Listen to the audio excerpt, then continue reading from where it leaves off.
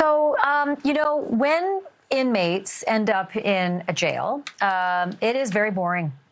There's just not a lot to do. And so it is not unusual that they find God. It is not unusual that they regularly pray or take part in services and even meet with pastors. And as it turns out, that is exactly what has happened with Bryan Kohberger at the Latah County Jail.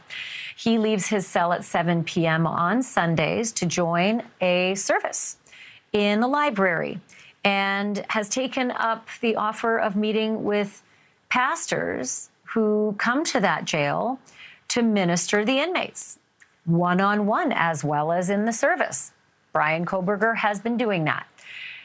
Imagine it is a pretty boring existence when you're 23 hours of lockup in a segregated cell away from the rest of general population, and your only hour is either in rec, in the yard, or in the library. So if you get a little extra time to go and do some praying, that's not a bad hour spent. So what about the people who do the job? How hard would that be to make that decision? Joining me now is Mike Hall. He is the pastor who runs the group that meets with the alleged killer, Bryan Kohberger, at the Latah County Jail. He's also an executive director for Project Hope Idaho. That's a local Christian organization that teaches the gospel to prisoners.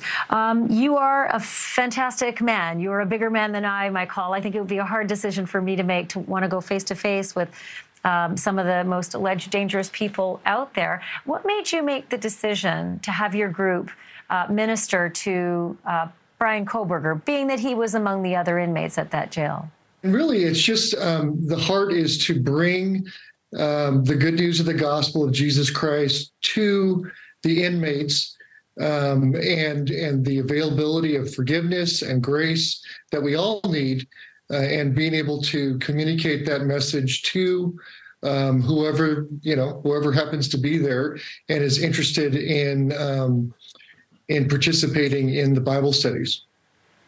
Well, I am fully aware of the limitations that you have in discussing, ministering to Bryan Kohberger. That's privileged in any relationship between a pastor and a parishioner.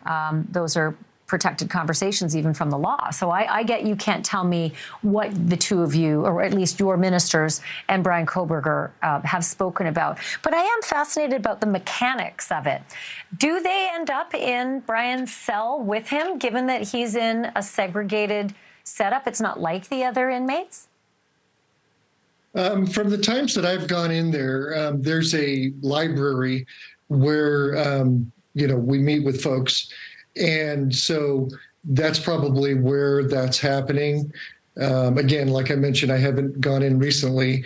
But, we just go in there, have Bible studies, usually about 20, 30 minutes, and pray together. And really the point is to bring the hope of Jesus Christ to people and to be able to help them to, discover a new way to live, that is centered around following Jesus Christ.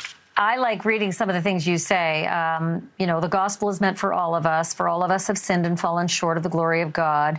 The evil one, the devil, comes to steal and kill and destroy, but Jesus came that we might have life. Bryan Kohberger's never shown any history of interest in religion, but are you finding that suddenly he certainly has? Well, like I mentioned, the guys that are going in as a part of this team, they won't even, share details with me. So I don't know.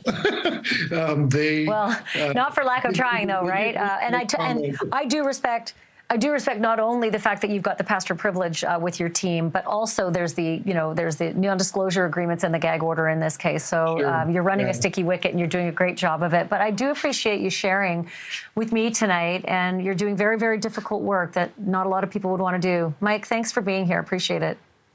Thank you.